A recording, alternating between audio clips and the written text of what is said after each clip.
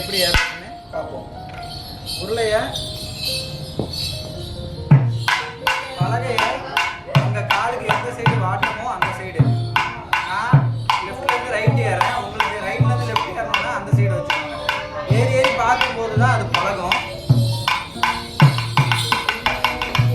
பலகையை என்ன பண்ணணும்னா உருளைக்கு பாதி தூரம் சென்ட்ரு பலகை வந்து உருளைக்கு பாதி அளவு இருக்கிற அளவுக்கு நகர்த்திக்கணும். பலகையை வச்சுட்டு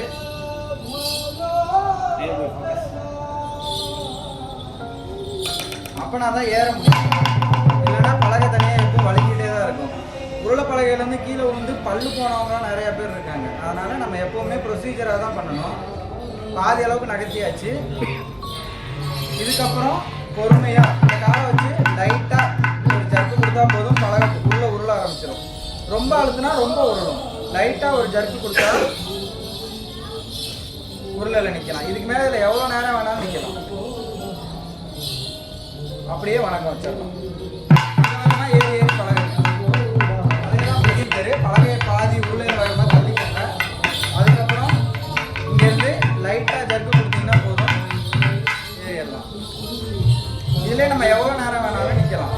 இதுக்கு மேலே நீங்கள் இதுலேருந்து கரகை ஏற்றி இறக்கிறதா இருக்கட்டும், வணக்கம் வைக்கிறதா இருக்கட்டும், இல்லை இன்னொருத்தரை தூக்கி வைக்கிறதா இருக்கட்டும், எத்தனை ஸ்கில் வேணாலும் இதில் ஏறி பழகி தான் பண்ணணும். நன்றி.